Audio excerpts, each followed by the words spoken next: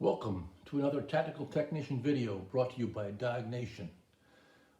We have a 2010 Ford Focus with it had a check engine light on, was running poorly. Hooked a scan tool up and I noticed it was a PO171 fuel trim lean. I also looked at the grams per second PID on the scan tool, and it seemed to be jumpy. It seemed to be swinging kind of wild. As far as grams per second, as a rule of thumb, is you should see somewhat close to the displacement of the engine at idle in grams per second. But it was a 2 liter, and it was hovering above and below 2 liters. So I said I want to get a scope on it. So as you can see, that capture in front of you, this is the mass. It's a 3-wire mass airflow sensor. Red is the power to the sensor, which is the full voltage. Green is the ground of the sensor, and the blue channel is the actual signal voltage coming out of the sensor, sending it to the PCM to tell the PCM how much air is flowing into the engine. The 4 channel is nothing. It's just sort of there watching the other 3. So take a look at the blue channel. The vehicle is idling now. I'm not doing anything to the throttle. Look at those wild swings. Look at the choppiness in blue of what the signal is reporting. If we can see that, we can see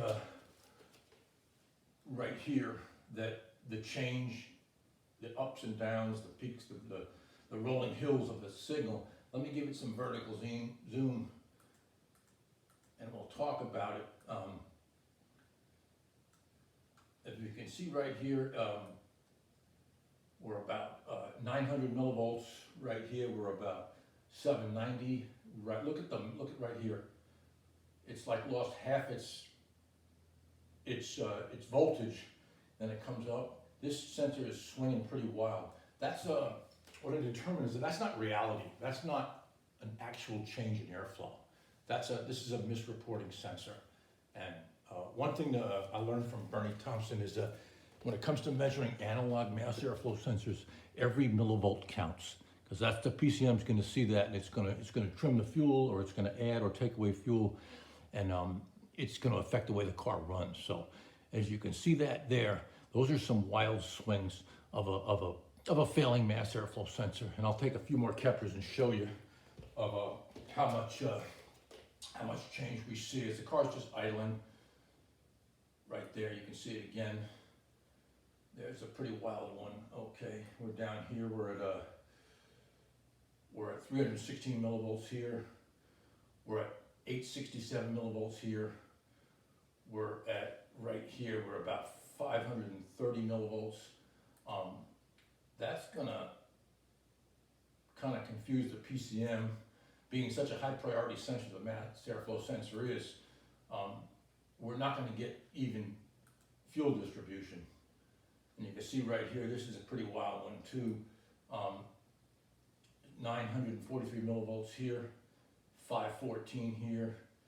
Look at this one, 273. That's like a quarter of the amount of millivoltage. So think of how that would affect what the PCM sees, and the PCM controls the injector pulse width. It's going to be pretty thick, pretty wild, and hence that's why we had the fuel trim code.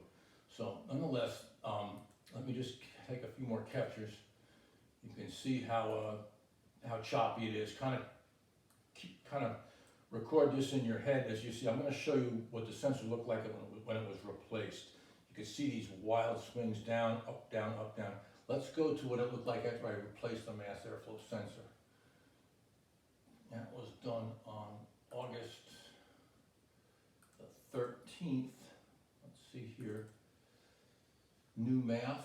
And I just got, on this capture, I just strictly did the blue. I didn't do the power on the ground, which is good from the initial capture.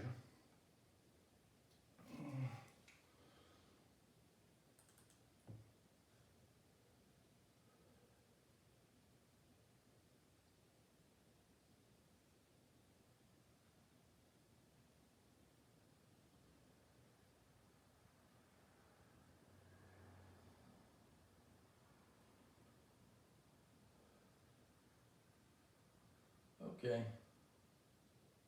Okay, this is the new mass airflow. I just strictly have the signal wire and I'm kind of working the throttle. I'll go back to the start of the capture, hitting the throttle, and it's a lot smoother.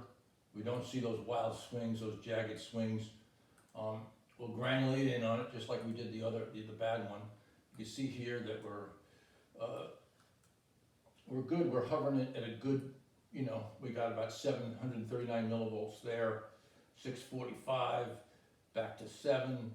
See, it's fairly even. We don't have any wild jaggedies going down, and we're really granulated here. We're really zooming in on it. You can see this. This is when I whack the throttle a little bit. You can see it go up. We give less vertical zoom. We got a little too much there.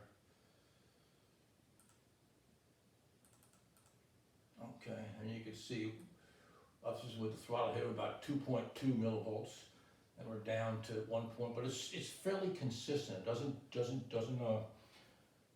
doesn't jab so much, or it doesn't deviate so much like the bad one did. So as you can see, we're back to it.